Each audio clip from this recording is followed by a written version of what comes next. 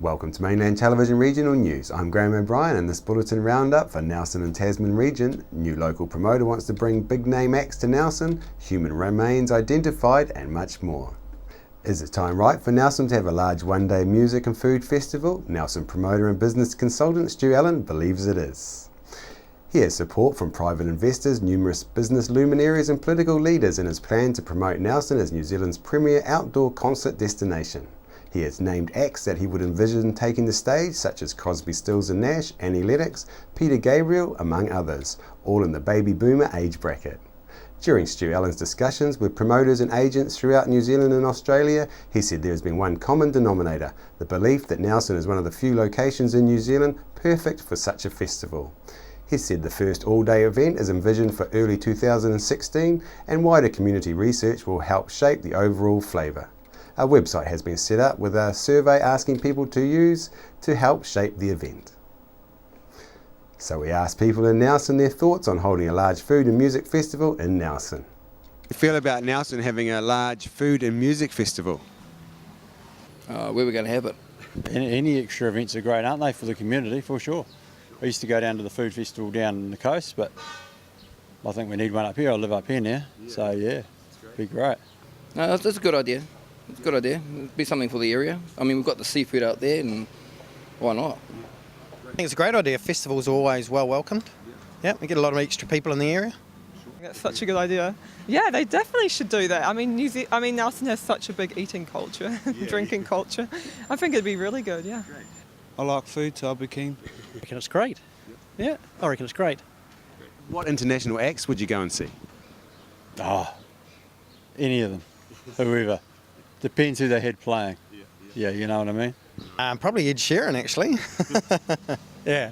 Oh my gosh, everything. Like Ed Sheeran, that would be awesome. I think he's coming here anyway. I don't know. Eminem, Schoolboy Q, and yeah. Fleetwood Mac, Pink Floyd, any of those big bands. Yeah. I love them. They're great. They have hardcore heavy metal. That's what you want to see. Oh yeah. How much would you be prepared to pay? Oh, at least $15-20. Up to $100, I suppose. I don't even know. I guess I'd pay $50. I guess it depends who's there, to be honest. Yeah, but $50, yeah. I'm prepared to pay a few dollars, but as long as it's not over the top, because most people in New Zealand, as you know, most Kiwis aren't made of money. So it needs to be affordable. If it's not affordable, then people won't go and you're wasting your time. A mystery of what happened to missing Dutch tourist Ken Bugars has now been solved as 2 lots of human remains that were recovered from Farewell Spit have been forensically examined and have now been confirmed as being those of the Dutchman. Mr Bugars was last seen alive on March 21st while out walking on Pillar Point Track near Whatariki in Golden Bay. A large search and rescue operation in late March failed to find any trace of the Dutch tourist. However, human remains were later discovered by a tour driver on Farewell Spit on the 20th of April, and further remains were located in the same area by a member of the public on the 28th. Mr Bugars' family has now been advised and arrangements are underway to return his body to his family in the Netherlands. Surrounded by sea, it stands to reason that our country is among one of the world's top yachting nations in boat design, building as well as crewing. So a course specifically designed for the latter in Nelson began back in 2008 and this year it's still going strong. Last Friday, the Nelson Marlborough Institute of Technology Super Yacht Crew course graduation took place, with 11 students who are all now a step closer to having a career travelling the world aboard a super yacht. Mainland sent our crew out to the graduation where Lynette caught up with course tutor Stuart to find out more about this intensive 12-week world-class course, as well as catching up with 2 of the graduating students. I'm here today with Stuart Whitehouse, coordinator and main tutor of the Super Yacht Crewing course running from NMIT. Stuart, tell us a bit about the course. How long is it to start with? Yeah, so it's a 12-week course aimed at entry level into the maritime industry, and they cover all the subjects that they'll be required to go and work on a vessel. Fantastic.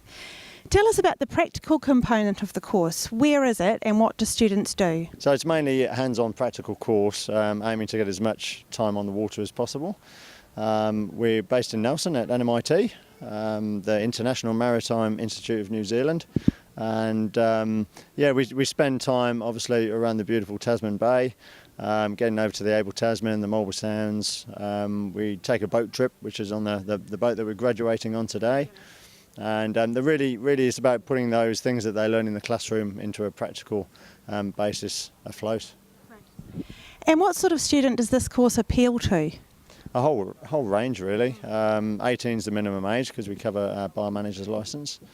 There's no upper age limit, and anybody that wants to go and travel can be quite appealing, so they can earn some money while they're travelling. They've got the basic skills, qualifications and knowledge to get on, and obviously people that want to get on in the industry. Great. And is there any particular kind of person you look for who you think will be successful in the industry? Well, I think you've got to have a great work ethic. It's hard work, it's long hours. You've got to be determined. It's a very competitive industry. And really just willing to give it a go. You want to travel. There is a local market as well, so obviously local hospitality. We've got a tourism industry here around the Nelson region. It's obviously quite seasonal though. Very good. Is there anything else you'd say about the course in general to recommend it to new students? Oh, well, it's just great. If you want to get out on the water, if you want to learn some practical skills, if you want to get ahead in the industry, we look at how to place yourself, how to prepare your CV, get you in touch with agents, and we've got an agent down from Auckland today for the graduation. And just really getting the skills and qualifications that you need. Okay, thanks very much, Stuart. Just one more question. When does the next course start? Yeah, so next intake is the 25th of May. Yep, May, and applications are open.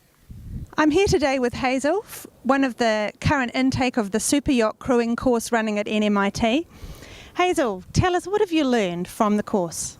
So we've learnt quite a lot with this course. I think the most I've learnt is charting and lights a lot. I think lights were just one of the things I've really wanted to learn about. Driving past the Tahuna port, just always looking at all these bright lights and things, and just how to save someone when they're in trouble, sort of thing, and just a lot of Okay, so super yachts obviously involve being on the water. So you're saying you've learned on the course how to look after people who fall overboard or have any illnesses on board while you're working there. Yep, so there's lots of procedures in place for things like that, like mayday calls, or if it's just a pan, but definitely, yeah. Great. Okay, so tell us about the practical component of the course. What is one of the best things you've done practically on the course? That's a hard one. I've loved every minute of it. Definitely firefighting. It was probably one of the best things, fighting fires, and just the whole BPA suit and the full works, getting over my claustrophobia and that. It was really, really awesome just being able to be in an enclosed room and just being completely saturated in sweat. Okay, charming. Okay, so you'd recommend this course to any would-be travellers and caterers anywhere? Definitely, it's probably one of the best courses I've ever done. You learn so much and you have so much fun doing it. Like, it's definitely worth it if you want to travel. Good. Hi, I'm here with Emma. Emma, tell us, what have you learned on the course so far? So far we've done our STCW, which is like sea survival, firefighting and all the basics you need to get on a super yacht. And then we have like add-ons like radio ticket and radar and power boating and all stuff like that. Okay. And what was your favourite part of the whole thing? Favourite part of the whole thing will definitely be firefighting, just because it's so scary but it's so much fun. You get right out of your comfort zone, but afterwards you have like such a sense of accomplishment. It's awesome. That's great. So it sounds like you've become a lot more confident through doing this course? Yeah, definitely. Yeah. Great. Anything you would say to people interested in the course to inspire them to come and do it? Probably the main thing that drew me to it before I knew how much fun it would be was the fact that it's only 12 weeks, so you can get it all done in a short amount of time and then get on your way to putting it into practice. You're not having a 3-year degree that's taking forever before you can actually use it. So that was, yeah. That's great. And do you have any plans for the future so far? Yeah, well, first I got to pay off the student loan, but after that I'm definitely going to go over to France and try to get on some boats as soon as I can. Following the cancelled picket of McDonald's over zero-hour contracts last Friday, we asked organiser for First Union, Rachel Boyack, why McDonald's was let off the hook at the last minute. Can you please tell us what went on? Well, the protest was cancelled, and actually it was a really good reason because the deal was done between the workers and McDonald's. And so what had been going on in the background was that McDonald's had been refusing to put a decent clause into the collective agreement that would have ensured workers had enough hours to live on. And so they were wanting to look at the rostered hours, not the actual worked hours, and that was the cause of contention. But what happened was that on Thursday night, late Thursday night, Unite Union, who represent the workers, fast food workers, were able to put together a deal with McDonald's. And look, I'm certain that the public pressure that was going to come on them on Friday around the country certainly ensured that happened. So it was great news, and it's always exciting to get out there and pick at a business that's, you know, has I guess conditions in place that harm workers. It was much better that we didn't have to. You know, it's great that those workers now have some certainty. Yeah, for sure. And with all the public pressure now and what's been in the news lately, I mean, more businesses and government are feeling the pressure to get rid of these unfair practices. Absolutely, and I think that this is an issue that New Zealanders deeply care about. It's not the Kiwi way, it's not fair. These hours, 0-hour contracts mean that workers don't have certainty from week to week, and I think most New Zealanders probably have either experienced that themselves, or they've seen a colleague or a friend or a family member or their child, you know, face these particular contracts. So they actually have some direct experience of how that affects people's lives, and I think that's what's leading to the public pressure. Yeah, sure. And just leading on a bit more from that, what's the effect that you see on the workers that you represent with these zero-hour contracts to their daily life? Absolutely. So we have a lot of workers in retail who are on what I would call low-hour contracts, which are pretty much the same thing. So they may have 5 or 10 hours a week that are permanent, but regularly working around 30 hours or even 40 hours a week. What it means is that they can't plan. So it's difficult to purchase a house, it's difficult to get rental accommodation. You have to ring WINZ every week and say, I earn this much, and so your benefits go up and down, your accommodation supplement goes up and down. You may lose hours the week that you need to fill the car up with fuel, or it needs a warrant. Or it might happen the week that you need to take the kid to the doctor. So it actually has a deep impact on people's ability to plan around the financial needs they have in their lives. It also leads to less loyalty amongst the workers. You know, why would you turn up at the last minute if you're not feeling loyalty back from that business? And so I think what we're also seeing is some businesses realising actually this is leading to low productivity from the workers, less loyalty from the workers, and so you're not seeing, I guess, a good response, I guess a good impact for the business from having these kinds of contracts. Sure, and like you say, loyalty goes both ways. Exactly. The government's looking at getting rid of these zero-hour contracts. Yes. Labor has a members' bill in the ballot at the moment, I understand. What's your thoughts on these laws? It's great. It's really great to see both the government and Labor saying something needs to be done. So we absolutely have to, acknowledge that. Unions and workers and their families and the public are going to have to be involved in those processes to ensure that those laws don't have loopholes that can be exploited. What's really important is looking at the detail. We know the devil is in the detail. It's always around what does the law say and then testing it in the court. So there's going to need to be a lot of public involvement at that point to ensure that whatever law does come through is actually going to deliver for workers and get rid of these contracts once and for all. Yeah, it'd be good to see and give people a lot more stability in their life. Absolutely, and look, that's got to be good for the community. It's got to be good for community outcomes. If we look at social cohesion, these kinds of contracts don't lead to that. So I think if people have got certainty around their financial security, they're more able to perhaps put the kids in sport, go to church at the weekend and contribute to their neighbourhoods and participate in the community, and that's what we wanted. Nelson's Natureland Wildlife Zoo is breeding the native Kakariki parrot on behalf of Project Janzoon and the Department of Conservation to help boost our native parrot population within the Abel Tasman National Park. These yellow-crowned parakeets arrived recently at Natureland, and we thought we'd drop by to speak to Natureland's senior keeper, Jenny Pettigrew, who is one of 2 keepers involved in looking after this breeding program. Jenny, thanks for taking the time to talk to us. You've got some kakariki arrived here. Could you please share with us a little bit about the birds and the project that's brought them here? A couple of weeks ago we got about 8 yellow-crowned kakariki from, they actually came from Long Island in the Marlborough Sounds.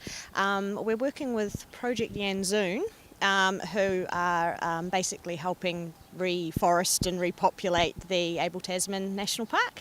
And so one of their ornithologists, Peter Gaze, went over and caught these kakariki for us from Long Island and brought them here. They're doing fantastically well. There's about 6 females and 2 males. We got them here and they settled in very, very quickly, which is quite shocking considering these are wild birds, but I guess that's kakariki for you, they're that cheeky. So we got them here and they're settling in really well. They're already using nest boxes and things, which we're really proud of, so yeah. When are you expecting any chicks to come along? To be honest, I couldn't tell you. That's up to the kakariki, but hopefully not terribly long. But it probably will still be a few months yet before we see any true signs of breeding. And we looked out there before. The enclosure looks fantastic, nice and new. What's the story behind that? I wasn't here last time I came. Yeah, so basically when we set up this partnership with Project Yanzoon, we asked the Lions Club if they would very kindly come and build us an aviary. Project Yanzoon actually funded it, but the Lions Club came along and built it for us. So we had the Lions Club here for a few days doing working bees, and it was fantastic. They were just great people. So yeah. You're breeding them for the Abel Tasman, the kakariki. Are you also looking at breeding them for other places around Nelson and the Nelson area, such as the Brook Waimarama Bird Sanctuary? Yeah, I mean, it'll just start with the Abel Tasman, with Project Yanzoon, but we are hoping to basically help the whole Nelson region. That would be our hope anyway. So yeah, we would love to help Brook and also Nelson Lakes and yeah, the whole Nelson region. We want this to be a big community thing, so yeah, everyone get involved. I know that there's some red kakariki and yellow kakariki. Is there a reason why we've only got the yellow ones here and not the red ones? At this point in time, it was just decided that we would work on the yellow crowns. Maybe in the future we might also do red crown kakariki. I mean, we would love to breed a lot of different native birds, including the South Island kaka and others, and do breeding and release projects with them as well. So there's plenty of room to expand. Jenny, thanks very much for all your time and your efforts. Well, thank you very much for coming. And yeah, hopefully we'll breed lots of kakariki and people can go out and see them. This month of May is New Zealand's Music Month, New Zealand's annual celebration of homegrown music and the people who helped create it. 2 local artists who are doing well overseas with the original music are Ali Cook and Bryce Wasney. Ali Cook this week announced that her new label, Rodeo Records New Zealand, had just signed a distribution deal with MGM in Australia. Cook's partner in this enterprise is Auckland-based producer Alan Jensen. Jensen is one of New Zealand's top producer-writers, having co-written and produced one of New Zealand's most successful artists, OMC global smash hit, How Bizarre. One of Cook's other new songs, No Phone, No Mail, No Internet, which she co-wrote with Alan Jensen, and Australian Alan Caswell, who wrote the theme for popular Aussie TV series Prisoner, is currently enjoying a 10-week run on the Australian Top 40 Country Tracks chart, with its radio-only pre-release. Meanwhile, Bryce Wasney made an announcement that his OK Alright single, with backing vocals by Ali Cook, has done extremely well in Europe, and this week it entered the top 100 music charts. Currently, Bryce and Paul Urbana-Jones are joining up forces for a one-off headline show in Wellington later this month to celebrate New Zealand Music Month. What does New Zealand Music Month mean for you? I have no idea. It's when all the New Zealand artists come together and show their talent to the rest of New Zealand, which is quite nice. It's a great thing to have in Nelson, isn't it? Listening to music and having fun. New Zealand Music Month means to me is an expose of New Zealand talent and all the interesting genres that people want to put forward and basically show New Zealand what we got. I think that's important for New Zealand artists because sometimes they get overshadowed by the Americans, I think.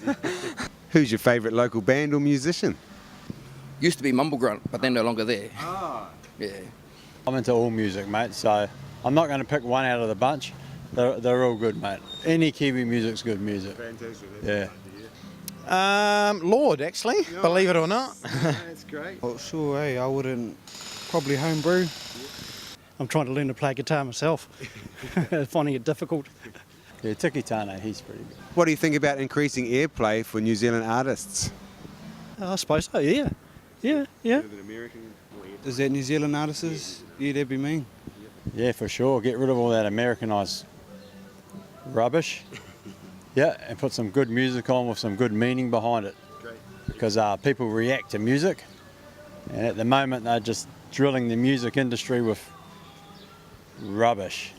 Yeah, you know what I mean? Yeah. I think it's a good thing, but also in the secular music itself, they've got to try and meet or match the type of music that's out there instead of trying to recreate or procreate something that's already happening.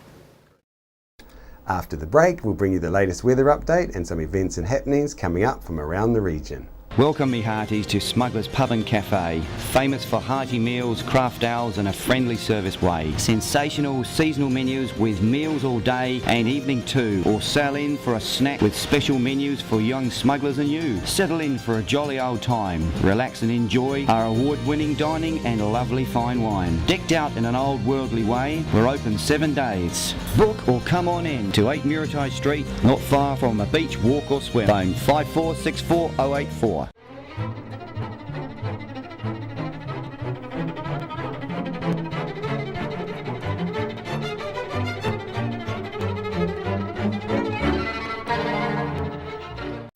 Hi, I'm Sharon O'Neill and I'm back home and you're watching Mainland Television.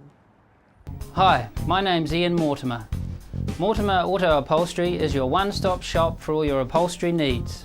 We do car and boat interiors, boat canopies, ute tonneau covers, canvas and PVC fabrication. Call in and see us in Oxford Mews, 72 Oxford Street, Richmond.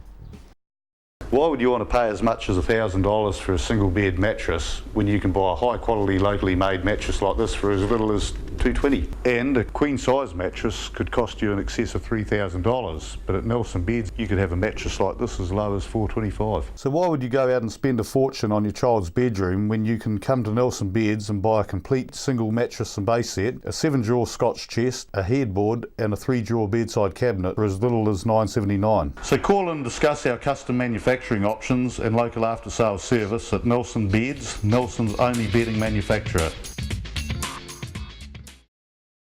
We're the team at JCar, right here in Nelson, 120 Hardy Street. Our shop is full of electronic items, including security alarm systems, electronic components, solar and power, electronics toys,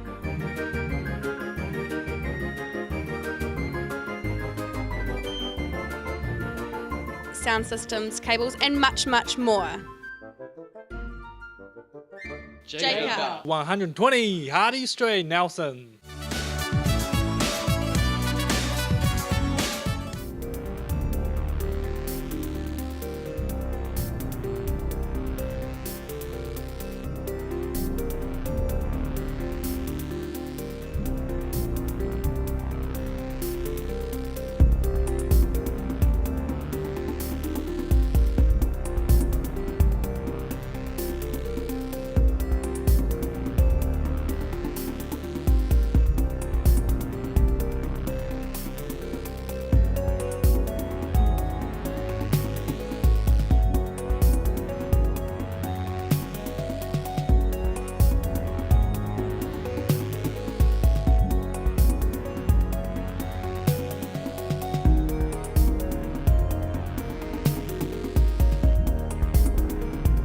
The Nelson Spiritualist Church on the corner of Tipahai and Motueka Streets will be hosting a talk from Warwick Keys on Egyptian mysteries and Christianity next Monday, May the 11th at 7:30. On behalf of the team here at Mainland Television News, thank you for joining us.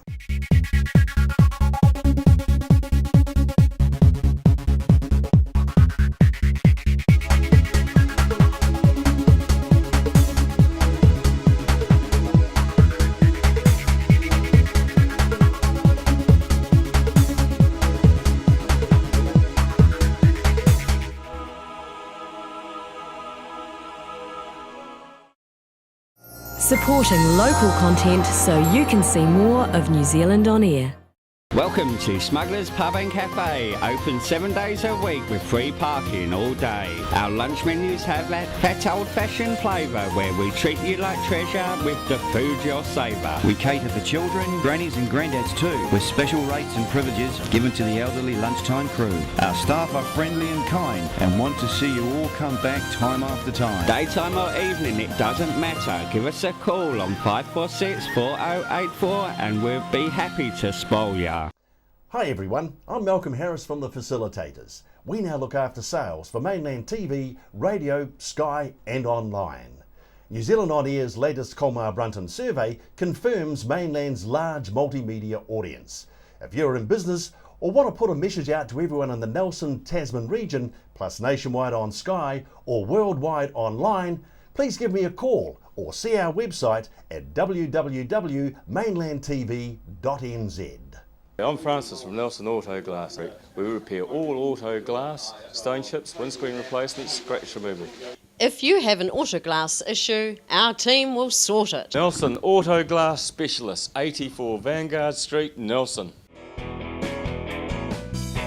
Discover the Belgrove Tavern just 20 minutes south of Richmond on State Highway 6. A restaurant, functions, weddings, barbecue, a garden bar with lots of room for kids. Come in, see us. World War I was a defining period in our history, impacting greatly on the lives of people from the Nelson province. Memories of the First World War is an exhibition which will be displayed in a number of regional venues and is currently on at the Nelson Provincial Museum.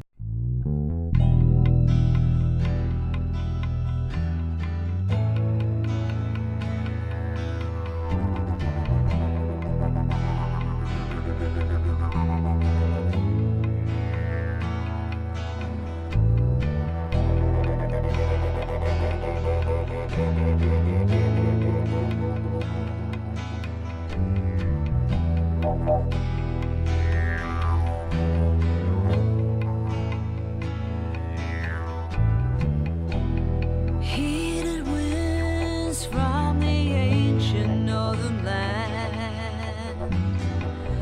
Did God cast his hand on the red sand? Many stories from the oldest, deepest hearts, blown in from the Joseph Bonaparte, where the five rivers join and flow to the sea, or vast barren lands. This is the Kimberley.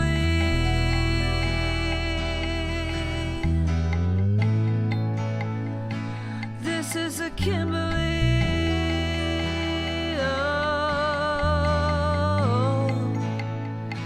This is a Kimberley.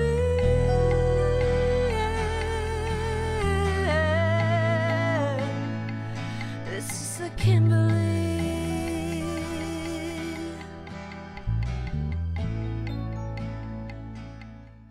Social networking is all the rage on the internet, and millions of people all over the world visit one of the many social media sites every day, like Facebook, Twitter, and Instagram. A new social network that allows you to get paid for posting pictures. This platform brings e-commerce and social media together in one place and makes it possible to make money by sharing your content online. The system is very simple to use, whether you log into the website or use the mobile app. How does it work? The website works very much like any other social media with a twist. You can earn money from the content you share. You can increase the opportunity of making additional income by connecting your other social media sites like Facebook, Twitter, and Instagram. All you need to do is learn 3 simple steps. Snap it, tag it, and share it. Sign up today, http://kiwi1.igrowtour.com.